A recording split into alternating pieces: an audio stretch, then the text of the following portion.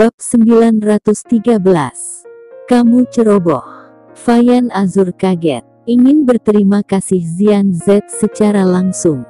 Dia tidak bisa menurunkan citranya ke bawah. Dia baru saja menunjuk ke wajah Xian Z, mengabaikan bahwa dia menyelamatkan nyawa putranya. Ning Azur kembali membentaknya, menceritakan alasan mengapa pernikahan itu terjadi.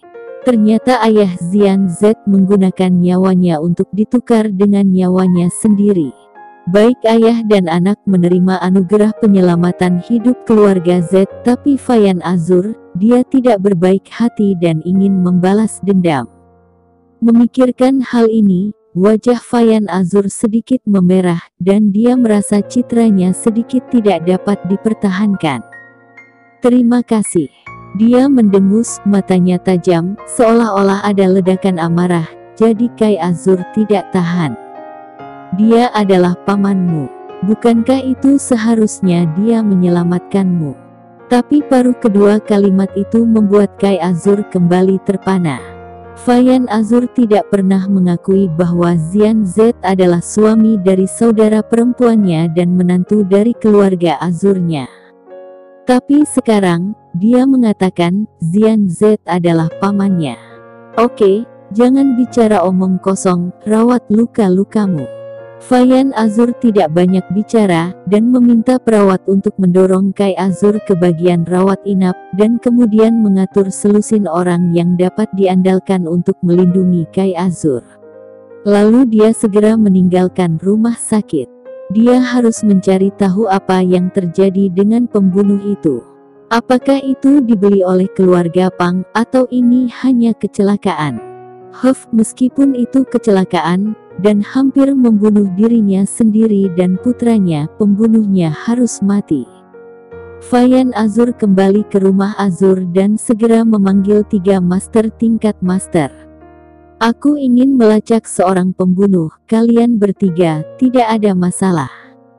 Ya, ketiga master itu menjawab. Pembunuh itu, kalian harus menemukannya secepat mungkin. Ingat tetap hidup, mengerti? Fayan Azur berteriak. Ketiga sosok itu segera menghilang. Dia menyipitkan matanya dalam, seolah ada cahaya yang terus berkedip. Keluarga Pang, sebaiknya bukan dirimu, kalau tidak, jangan salahkan aku karena bersikap kasar.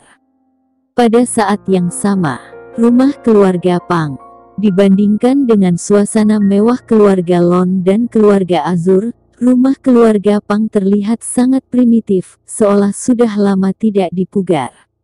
Di antara 4 keluarga kaya teratas, keluarga Pang telah ada sejak lama, selama lebih dari 200 tahun. Sekalipun tahun berganti, sekalipun orang tua pergi, dan orang baru datang, keluarga Pang tetaplah keluarga Pang, selalu dalam jajaran keluarga kaya teratas. Bahkan di lingkungan ini, keluarga Pang masih kuat dan rendah hati. Kepala keluarga Pang, Pang Yan, tinggal jauh di dalam rumah dan jarang keluar. Pang Bo dan paman keduanya Pang Han menangani semua urusan besar dan kecil. Bahkan beredar rumor bahwa Pang Yan sudah lama meninggal dunia. Namun keluarga Pang takut akan mempengaruhi martabat keluarga Pang, sehingga tidak berani mengumumkannya. Saat ini, di aula keluarga Pang, Pang Han berdiri di sana dengan tangan di belakang punggung, wajahnya serius. Kamu ceroboh, ia berteriak tegas. Langkahmu dihitung oleh seseorang, apa kamu belum menyadari? Pang Bo tampak jelek. Dia adalah orang yang paling menonjol di antara generasi muda dan merupakan pilar masa depan keluarga Pang. Tetapi sekarang dia dimarahi oleh paman keduanya Pang Han, dan dia tidak berani membantahnya. Apakah kamu pikir kamu dapat menggunakan Grey Z untuk memisahkan keluarga Azur dari keluarga Z? Benar-benar ceroboh.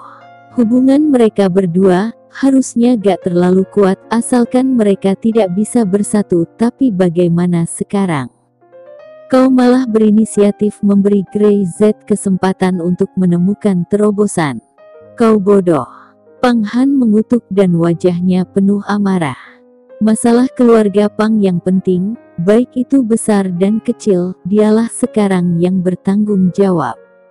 Dia berkonsentrasi dengan perkembangan dan masa depan keluarga Pang. Namun, Pang Bo melakukan kesalahan seperti itu. Bab 914. Belum siap. Pang Bo, kamu tidak seperti ini sebelumnya, mengapa kamu begitu sembrono kali ini? Pang Bo sedikit tidak setuju. Paman kedua, bagaimana Anda bisa yakin bahwa Grey Z melakukan ini? Mata Pang Han menyusut dan dia tidak menjelaskan, tetapi ekspresinya menjadi suram. Apakah kamu mempertanyakan penyelidikan saya? Pang Bo menggelengkan kepalanya. Saya hanya ingin membuat hal-hal yang bagus, bahkan jika ayah saya di sini, saya akan meminta izin melakukan hal seperti itu. Pang Han mencibir. Jika ayahmu ada di sini, kamu sudah mati. Tubuh Pang Bo bergetar dengan nada kasar. Tenggorokannya langsung kering, dan dia tidak berani membantahnya. Berhenti bicara omong kosong, segera kirim seseorang untuk menemukan pembunuhnya dan pastikan untuk membawanya kembali. Paman kedua, sudah kubilang, keluarga Pang kita belum siap. Jika rencana ayahmu dirusak oleh tanganmu, kamu pasti akan mati. Bahkan meski Pang Bo adalah calon partiar keluarga Pang tapi melakukan kesalahan seperti itu, dia akan tetap dihukum berat. Pang Bo kaku, mengertakkan gigi dan berteriak. Ya, dia tidak berani mengatakan apapun. Meskipun dia calon partiar keluarga Pang, saat ini dia bukan pembuat keputusan. Selama bertahun-tahun, yang disebut partiar, masa depan keluarga Pang masih belum cukup berubah. Pang Bo adalah yang nomor satu, dia bahkan tidak menyadarinya. Dalam keluarga Pang, tidak ada partiar yang stabil sama sekali, bahkan meski itu adalah Pang Han, di seluruh keluarga Pang mungkin tidak memiliki hak untuk membuat keputusan tentang semua masalah keluarga Pang. Melihat Pang Bo berlari dengan panik, Pang Han menggelengkan kepalanya, wajahnya tampak sangat kecewa. Sepertinya rencananya harus dimajukan. Dia sedikit marah. Semuanya belum siap, masih terlalu dini. Dia menarik napas dalam-dalam, tidak mengatakan apa-apa. Lalu memasuki aula paling dalam, berjalan beberapa koridor lagi, dan berjalan jauh ke halaman belakang. Pang Han membuka 3 pintu sebelum memasuki lorong bawah tanah. Setelah berkelok-kelok selama 5 menit penuh, jalan di depannya berangsur-angsur menjadi lebih terang. Gua kosong itu tersembunyi jauh di halaman belakang rumah keluarga Pang. Tidak ada apa-apa di sini. Hanya ada satu orang, duduk di tanah, seperti sepotong kayu mati, tidak bergerak bahkan bernapas, seolah-olah tidak ada yang dapat dirasakannya sama sekali. Ada banyak bekas kepalan tinju di dinding batu sekitarnya. Di dinding, banyak retakan dan bekas darah yang sudah belang-belang dan layu, yang sangat mengejutkan untuk dilihat. Kakak, Pang Han berhenti dan berteriak dengan hormat. Orang yang duduk di sana masih tidak mengatakan apa-apa. Rencananya, saya khawatir itu harus lebih cepat dari jadwal. Mendengar kata-kata ini, pria yang duduk itu perlahan membuka matanya. Dengan matanya yang dalam, Pang Han meliriknya, dan merasakan jantungnya berdetak kencang tiba-tiba. Mengapa? Kata-katanya parau dan rendah. Situasi bisa berubah. Ancamannya hebat. Keluarga Pang tidak bisa bersembunyi. Pang Han berkata, perlu untuk percepat rencana. Orang yang duduk di sana tidak berbicara, dan menutup matanya lagi. Pang Han membungkuk sedikit, tidak berani berbicara lagi. Dia tidak tahu keputusan kakaknya. Dan dia tidak bisa membuat keputusan untuk hal semacam ini. Awasi perubahannya. Untuk waktu yang lama, hanya ada kalimat ini. Sebelum waktunya tiba, dan sebelum dia bisa melakukannya, tidak ada yang mengira bahwa keadaan akan tiba-tiba berubah menjadi seperti ini. Pang Han benar-benar ingin membunuh Pang Bo secara langsung. Bajingan ini tidak pernah membuat kesuksesan, selalu kegagalan. Ya, Pang Han tidak berani menyela lagi, dan diam-diam mundur. Tak lama setelah Pang Han pergi, orang yang duduk di sana membuka matanya. Mata yang tajam, seperti pedang. Boom! Dia membanting sebuah pukulan, langsung menyebabkan serangkaian semburan gas berderak. Bab 915. Tidak ada yang berbahaya. Dia melihat tinjunya, cahaya di matanya menjadi lebih kuat dan lebih kejam. Masih sedikit lebih buruk. Dalam beberapa tahun terakhir, dia hampir tidak pernah muncul di depan publik, dan dia telah mempelajari jurus tinju dengan sepenuh hati. Tetapi setelah beberapa tahun, dia masih merasa bahwa dia masih sangat kurang. Sekelompok sampah. Pang Yan tidak bisa menahan kutukan. Dia ingin Pang Han mengulur waktu untuk dirinya sendiri, karena dia tidak mau mengungkapkannya terlalu cepat. Rencana mereka adalah untuk mengalihkan perhatian semua orang ke keluarga kaya teratas lainnya. Apakah itu keluarga Lon atau keluarga Z, tidak masalah, selama keluarga Pang-nya tidak muncul ke permukaan. Tidak masalah jika Pang Yan tidak berdiri di depan umum. Beri dia waktu 1 tahun lagi, 1 tahun sudah cukup. Tapi sekarang, dia khawatir dia tidak bisa menyembunyikannya lagi. Lebih baik beri aku waktu lagi. Pang Yan melihat tinjunya, mata abu-abunya memancarkan cahaya yang berarti. Jika tidak berhasil, sesosok muncul di benaknya seketika, kulit mukanya langsung menjadi sangat tegang. Meskipun dia sudah sekuat orang itu, dan dia telah melakukan persiapan yang cukup, tetapi sekarang dia masih tidak percaya diri. Tanpa memikirkannya lagi, Pang Yan dengan cepat menyesuaikan emosinya, seolah-olah tidak ada yang terjadi, dan memasuki keadaan tenangnya lagi. Pada waktu itu, Pang Bo tidak berani membiarkan dirinya melakukan kesalahan lagi. Ini bukan untuk mengejar posisi patriark keluarga Pang untuk dirinya, tetapi untuk menyelamatkan nyawanya. Cepat, cepat, dia berteriak. Temukan pembunuhnya untukku, berapapun harganya, mengerti? Ya, puluhan orang segera bubar dan bergerak ke segala arah. Wajah Pang Bo muram. Dia tahu bahwa dia telah mengacaukan rencana. Tapi sampai sekarang, dia tidak tahu bagaimana dia membuat kesalahan, bagaimana dia dimanfaatkan Grey Z. Dia bahkan tidak tahu bagaimana Grey Z melakukannya. Dia mengubah expo yang direncanakan dengan hati-hati ke dalam halaman rumahnya. Pang Bo merasa untuk pertama kalinya bahwa akal dan trik kota tampak seperti lelucon di depan Grey Z. Grey Z memikirkan semua yang dia pikirkan, tetapi dia bahkan tidak bisa memikirkan apa yang dipikirkan Grey Z.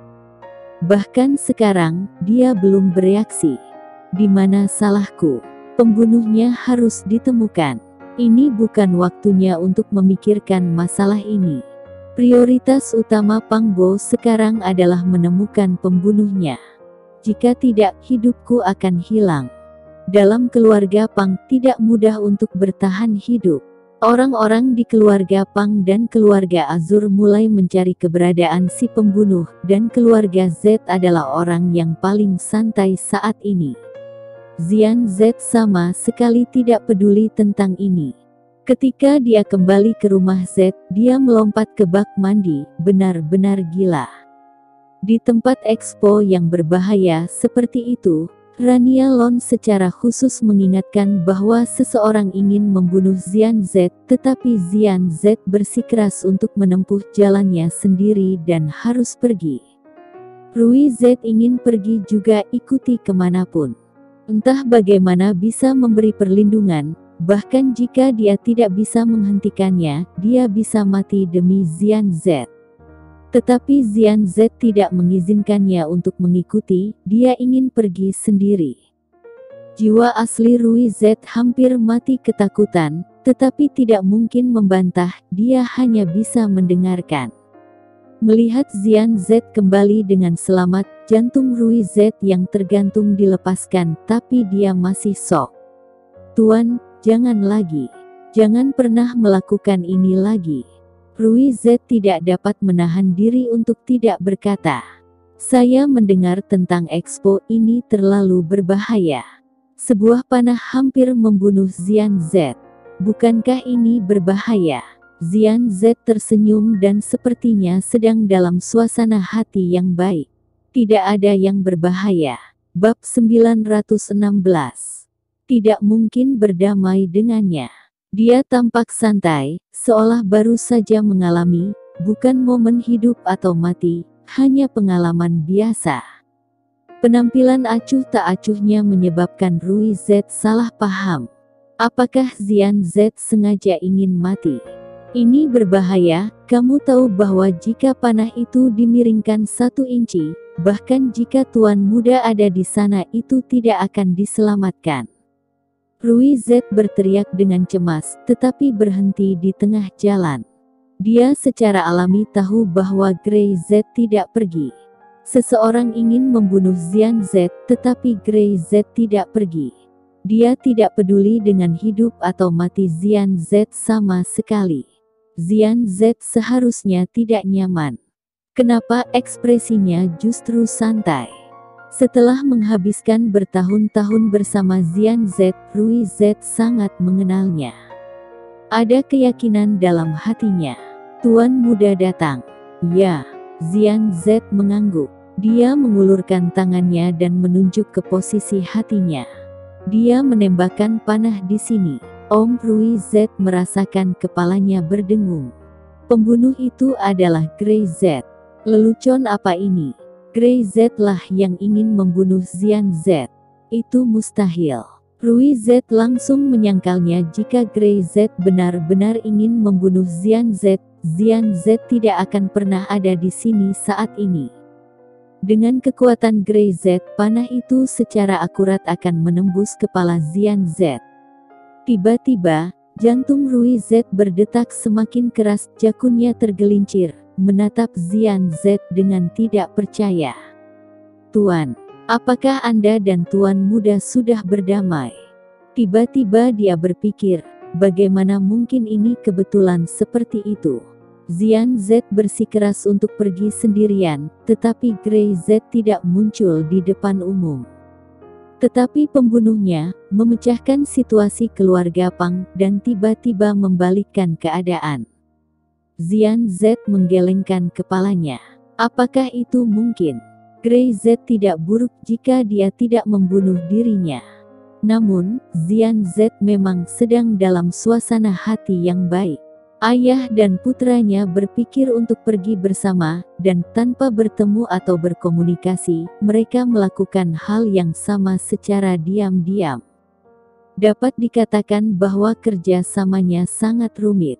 Jika itu adalah orang lain, dia khawatir meski telah membuat rencana, hasilnya mungkin tidak berdampak seperti itu. Rui Z berhenti berbicara. Ia merasa otaknya tidak cukup.